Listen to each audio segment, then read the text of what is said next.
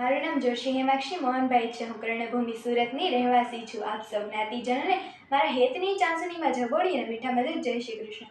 જન્માષ્ટમી નજીક આવી રહી છે ત્યારે ભગવાન શ્રી કૃષ્ણની એવી કેટલીક ક્રિયાઓ કે જેમની પાછળ તેમનું તાર્કિક કારણ છે, તેને હું મારી કાલી ભાષામાં બે શબ્દો કહેવા માંગુ છું. આજના લોકો ચમત્કારમાં નથી માનતા. આપણી યુવા પેઢી પાપ અને પુણ્યમાં પણ નહીં માને. તેમનો ધર્મો, શાસ્ત્રો, વેદો, ઉપનિષદો પર વિશ્વાસ જ નથી. તેમને તાર્કિક કારણો આપવા પડશે. ભગવાન શ્રી કૃષ્ણ પણ એક બહુ જ મોટી ફિલોસોફી લખાયેલી છે. The practical main is Krishna. Krishna A practical પુરુષ છે. તેમની દરેક ક્રીડાઓ પાછળ એક તાર્કિક કારણ છે.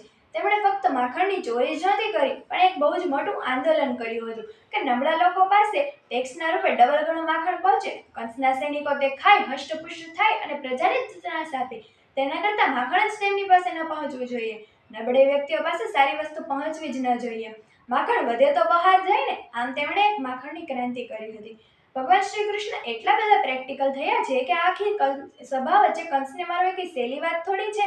તેમણે ગોવાળિયાને કહ્યું કે માખણ ખાધું તેનો કર્જ ચૂકવવાનો સમય આવી ગયો છે. મથુરામાં ઘરે ઘરે જાઓ અને સંદેશો ફેલાવો કે જો તમે કંસના ત્રાસથી કંટાળી ગયા હોય તો તેમને પહેલો ઘા કૃષ્ણ મારશે. બોલો, છો તૈયાર? જે એના સગા બાપને જેલમાં પૂરી દે, પ્રજાનો શું સગો થવાનો છે? ભગવાન શ્રી કૃષ્ણએ તો કંસને એક મુષ્ટિકા મારી, ત્યાં તો આખી પ્રજા છૂટી પડી અને કંસને કચડી નાખ્યો હતો. જરાસંઘ તે કાલ્યવન તેને કૃષ્ણને પહોંચી શકે તેમ નહોતો, તેથી તેણે કાલ્યવનને 3 કરોડ મલેચ્છ લોકો સાથે મોકલ્યું. ભારતમાં પહેલું વહેલું વિદેશી આક્રમણ આ મલેચ્છ લોકોનું થયું હતું. આમ શું તમને લાગે કે કાલ્યવન એકલો જ ગુફામાં ગયો હશે? 3 કરોડ લોકો શું તેની પાછળ જ રહ્યા હશે?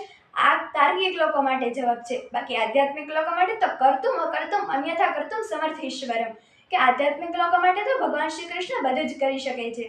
પણ આ તાર્કિક લોકો માટે જવાબ છે.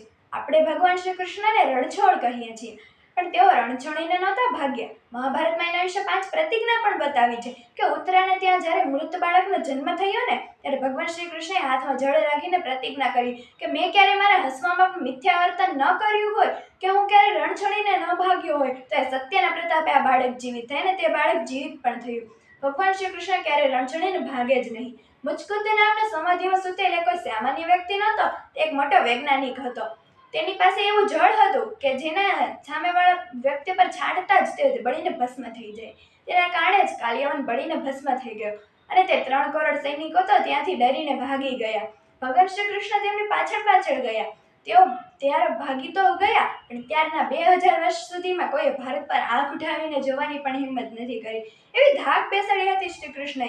આને કહેવાય યુગ પુરુષ, ધ પ્રેક્ટિકલ પુરુષ. જય હિન્દ, જય પરશુરામ.